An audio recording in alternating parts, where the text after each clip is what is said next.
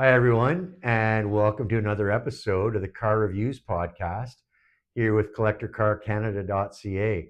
Before we get into things, I wanted to remind you we also run the Collector Car Stories podcast, where we tell the story of a car, a collection of cars, maybe a car event, and we just have a little fun with that one, a little bit away from the seriousness of selling cars here like we do on the website. So take a look at that. You'll find a CCC podcast page linked on every page of our website, collectorcarcanada.ca. So today we've got two cars to tell you about. They're on the screen behind me here. The first one is a 1972 Datsun 240Z 4-speed manual. So this car's been restored nicely to original spec. It's had a respray in its original silver, and that's presented over a black interior, 2.4-liter inline six engine, and as I say, 4-speed manual getting the power to the rear wheels. You'll find that one as lot 298 on collectorcarcanada.ca. Next up, we've got a 2016 Alfa Romeo 4C. So by many, this one is considered the affordable supercar. Very rare car, not easy to get. In fact, our seller, who's the original owner of this car, didn't buy this 2016 until it came into stock at his local Alfa dealership, Maranello, for those in the GTA, in 2018, would you believe? So very well treated, well maintained. It checks in at right around just under 32,000 kilometers. So certainly a low kilometer unit, and service records for the car, as well as a Carfax on the detailed listing, which is lot 299 on collectorcarcanada.ca. So please take a look at the rest of the details for these cars. They're coming up now, and I want to thank you for watching. Hi, everyone, and welcome to another great car here on the Car Reviews Podcast with CollectorCarCanada.ca. Today, we have a 1972 Datsun 240Z. So the original Z car, third year in though. The Z car started in 1970, and I think we can call it the legend of the Z car started then. So yeah, it was 240Z for the first few years, and there was a 260 for 1 year only. And the 280Z followed the 280ZX, 300ZX, 350Z. Then there was a 370Z. And the current one, I think they're just calling the Z car. So again, this one's a 1972 model. And back then, the 240 indicated the displacement of the engine. So it's a 2.4-liter straight six. We're going to give you a look at the engine compartment pretty soon here. Straight six, as I say. And that's mated to a 4-speed manual, driving the rear wheels only. You might notice that the 4-lug wheels on the car right now, the mags on the car right now, are not original to the car, but it's important to note that an original set of Steelies comes with the car, even the factory wheel covers, which will be familiar to Z-car aficionados. So I think it's time we give this car a start, and then we'll listen to the engine, the idle, and then we'll start our tour of the car in earnest. In addition to hearing the idle, we've got a couple of simple little driving videos on the detailed listing, lot 298, so you can hear the engine a little harder at work in those. So without further ado, I'm going to give it a start.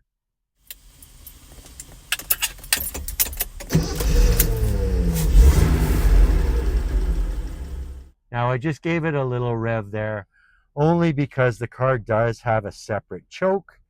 The car did run about 5 minutes to get to where we are now from the seller's home. I wasn't sure if I needed the choke or not. I didn't use the choke. It started. I gave it some gas just in case, but it apparently didn't need it at all. So time to change camera angles. I'm going to grab the camera, and then we'll start our listen portion, being the engine and the idle. So see you soon. So a great shot here of the 1972 Datsun 240Z by Nissan. You can probably hear the engine is idling. So we'll move on in a little closer to listen to it do its thing. Do have a separate microphone here, which I'll drop in, get close to the belts to get a good sound of the idle.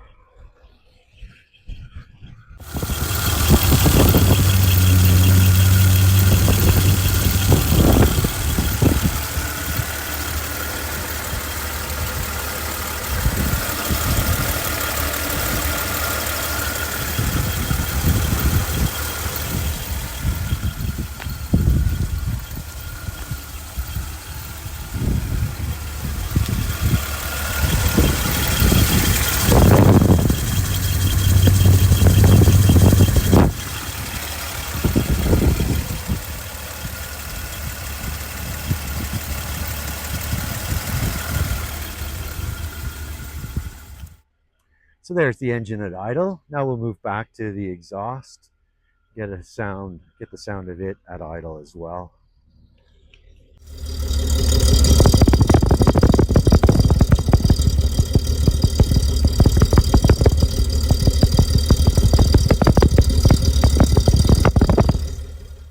So I've put my second microphone away, and we'll just walk through. We'll talk through the engine compartment. You can see this this air cleaner in orange factory unit. You can see there's even a setting for winter and summer, indicating that it's a carbureted car, so you can affect your fuel to air mixture there. And here's a look at the master.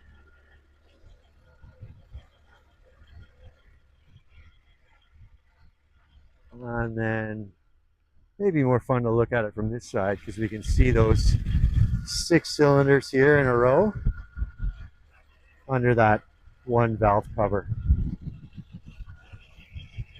Oil filter down below. Lots of space to work on this 2.4 liter in this engine compartment, and a battery up here, and a rad up front. Neat looking original decal throughout. So I think that'll do it for our engine compartment. We'll move now to our exterior tour. So I didn't mention while we had the hood up, the clamshell hood up, that no prop rod needed. The hardware in the levers for the hood keep the hood up. So a silver on black car. The car was repainted and restored under prior ownership. The current owners had the car 10 years, since 2015, and during that time has only put 4,000 kilometers on it. So light use and well cared for during that time. Certainly during that time, a whole brake overhaul was done, and he's done the normal maintenance like changing the oil. So we'll move in closer here, and in close to the driver's front tire. It's a set of Toyo Proxys TPT, and getting in a little closer, I see they're sized at 195, 70 R14 with an H speed rating. We do have some information on the detailed listing about the age of the tires. Certainly low mileage. As I say, in 10 years, the car's rolled about 4,000 kilometers. And there are a couple of flaws here on the fender that I'm going to get close with a coin to show you for perspective. I have a loonie in my pocket here, so some paint upset here, and so narrower than the width of the loonie, and then there's a scratch here. So I can feel the paint's been scratched here, and you can probably see with the eye on the monitor that the paint there has chipped off. So interestingly, these 4-lug wheels have a Shelby center cap. Not your thing, no problem. The original Steelies come with the original covers with the car. You can see a silver painted caliper in behind, indicating disc brakes in the front. There's a Datsun emblem. And I was talking about this in the shop recently. I think the Datsun name got dropped for Nissan in the 1984 model year, and that was the start of the the start of the 300ZX right around 1984. I do know that we sold a 1983 280ZX original owner car earlier this summer, back in I think it was June. But we continue to enjoy beautiful summer weather here in southern Ontario. Interestingly, we see the Nissan emblem on the windshield here, and there's a good look at the chassis number, or the precursor to the VIN, and a driver's side exterior mirror, chrome on the outside. But other than that chip on the driver's fender, this paint is looking quite sharp. Give you a good look at it. Another Nissan emblem here in the rear side window, and a Z badge here. We'll find another one of those on the opposite C-pillar. And this antenna, I haven't played with it. I suspect it's manual. Maybe I shouldn't play with it, but I'll get an update from the owner about it. So here in the rear, we see the another Toyo, the same size, 195/70 R14 with the H speed rating. So a square setup on these, same tire size at all four corners. Toyo Proxys TPT, just like up front, matching tires at all four corners. But what I wanted to get at is it's a drum brake system in the rear. You can see a drum in behind that Shelby center capped rim. Just a casual observation. I find that the wheels like these, where you can see the brake underneath, are typically only used on four-wheel disc cars. For some reason, the manufacturers didn't want to show off the drum brakes back in the day, and seeing the drum brake here is an indicator to me that we've got some aftermarket wheels.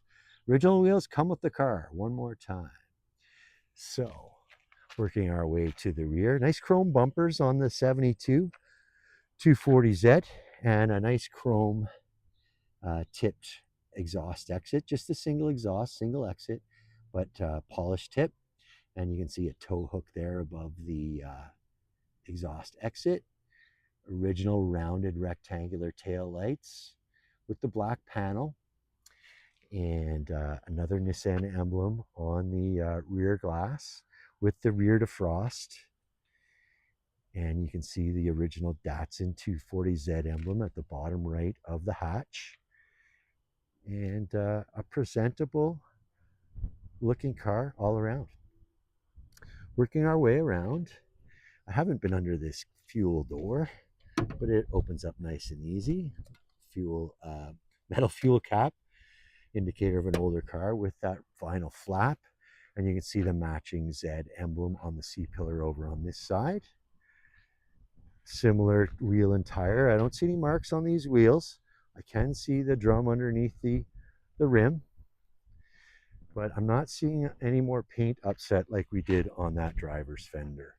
You can see a mark there. It was just a fly.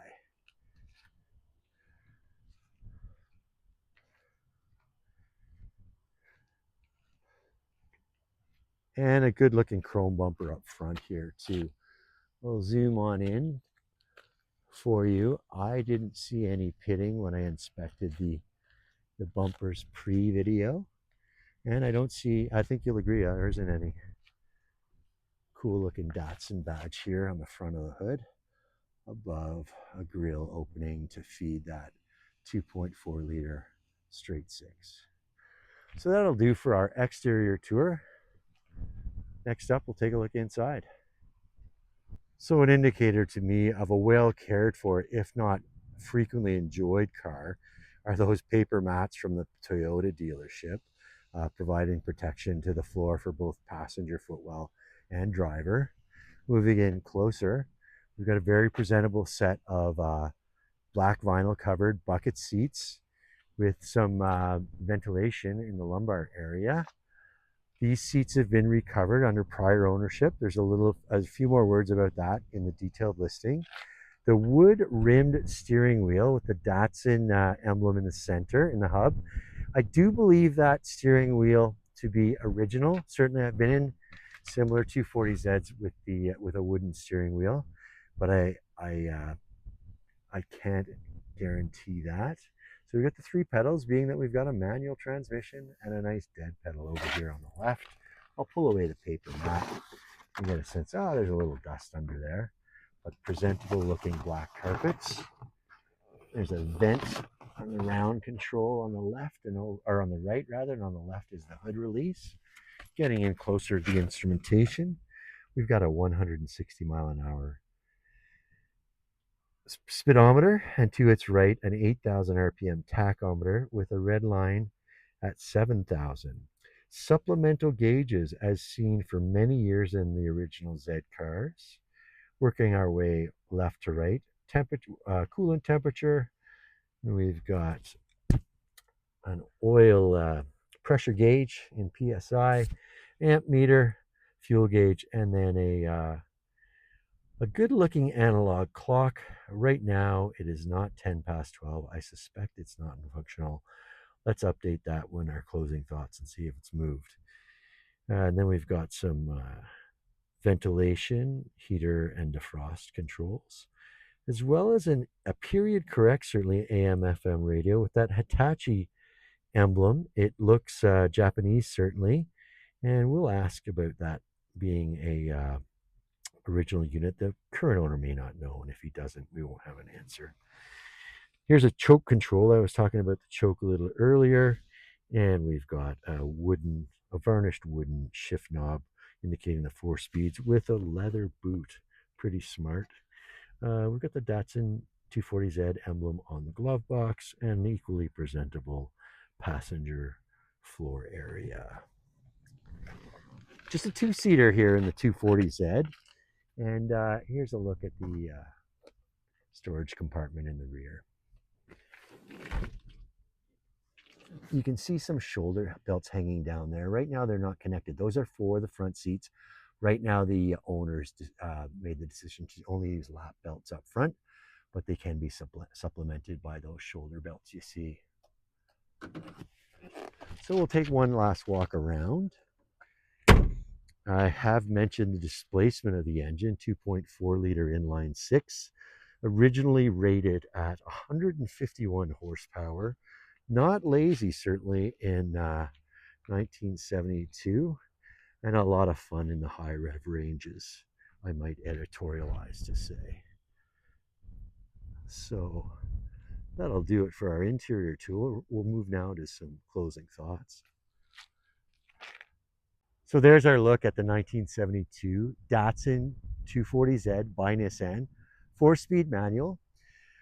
Again, it's a 2.4 liter inline 6 engine, 4-speed manual, getting the power to the rear wheels, originally rated at 151 horsepower.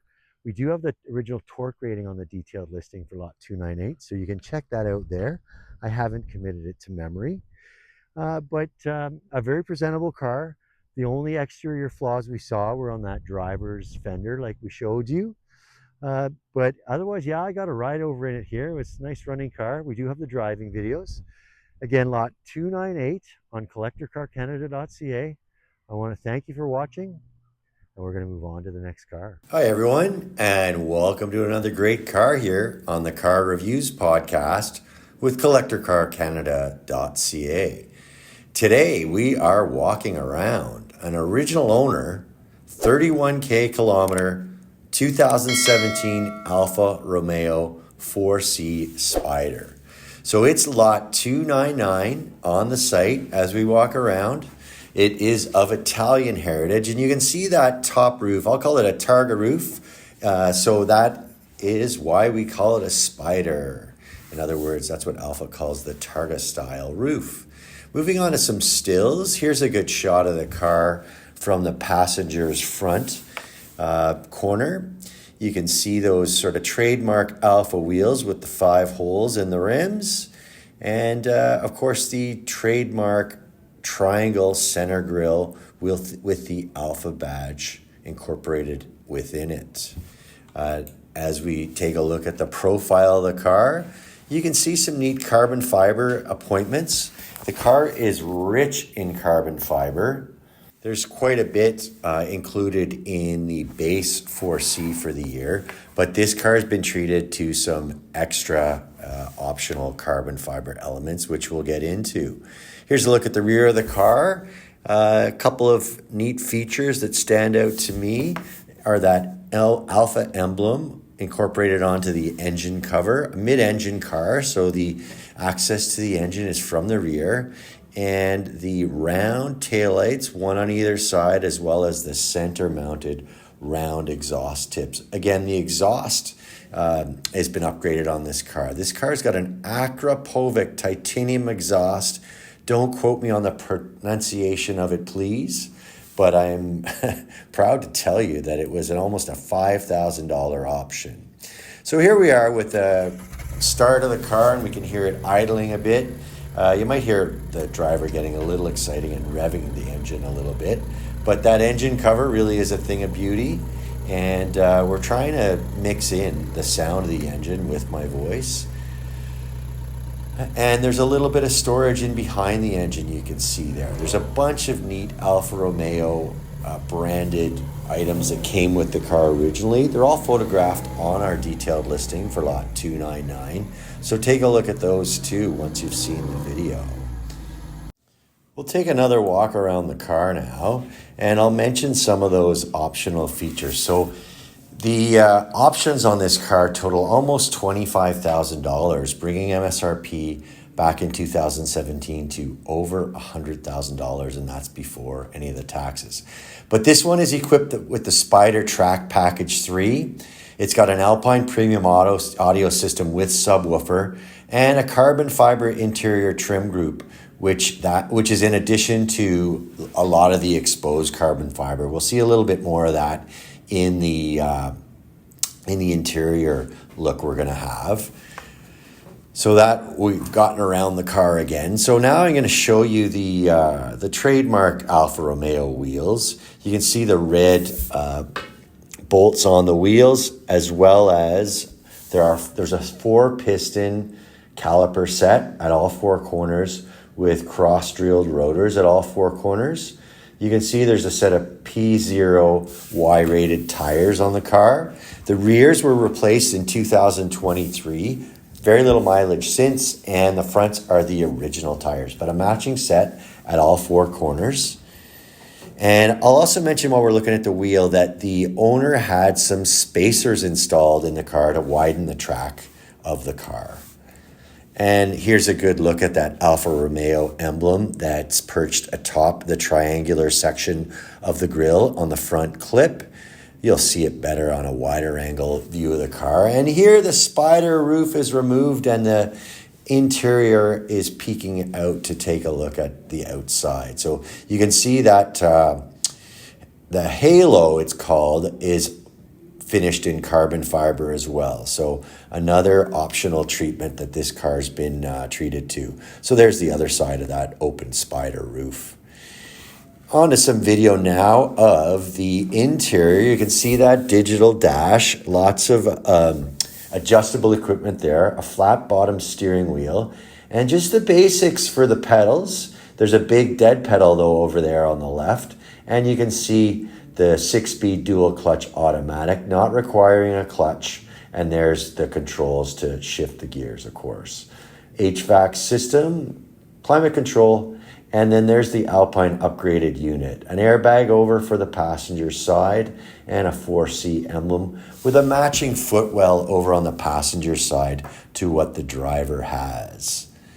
Even the carpets look pretty immaculate in this car. It's showing maybe under the 31,000 kilometers that have been accumulated. So microfiber inserts on the leather bolstered seats, and you just saw the Alfa Romeo emblem embroidered into the headrests. And there's a good look at the Spider roof from the inside when it is in place. A few more details on the interior itself.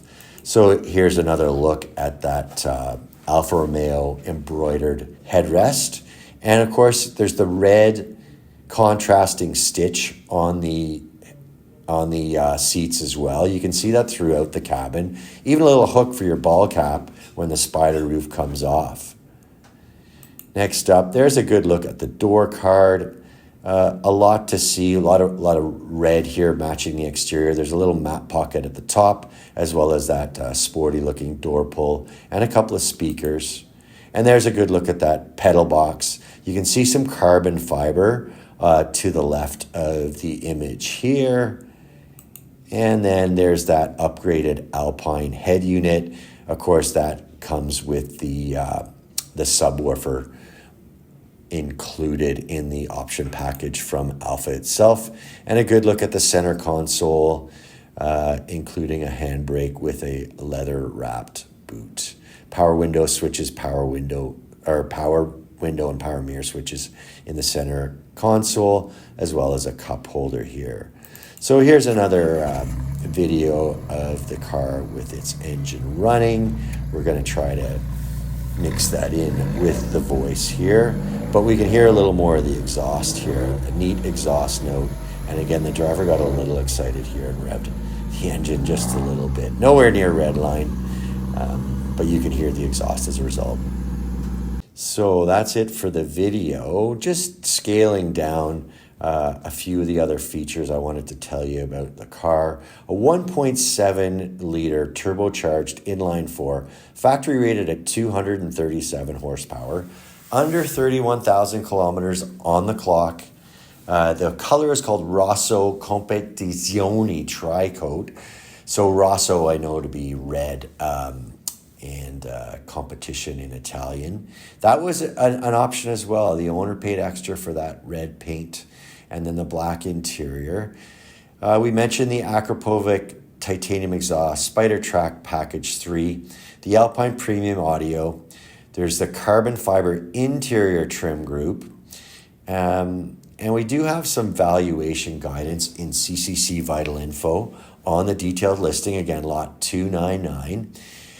The wheels are 18s in the front and 19s in the rear, wider in the back. I call this setup, it's double staggered, but that's my own phrase. Staggered certainly to indicate the wider wheels in the rear. And that chassis, so a carbon fiber monocoque chassis with an exposed center tunnel floor and also around the paddle shift, around the door sills. It's got the paddle shifting, of course. In addition to the 237 horsepower, we'll mention the 258 pound-feet of torque when new. And it's got the 6-speed dual-clutch automatic transaxle. Take a look at the window sticker on our detailed listing, again, lot 299. It sets out all of those extensive option packages and shows how the car's MSRP busted the 6-figure mark. So that'll about do it for this video. I do want to thank you for watching. It's an original owner, 31,000 kilometer, 2017 Alfa Romeo 4C Spider. Again, it's lot 99 on collectorcarcanada.ca. Thank you for watching, and we're going to move on to the next car.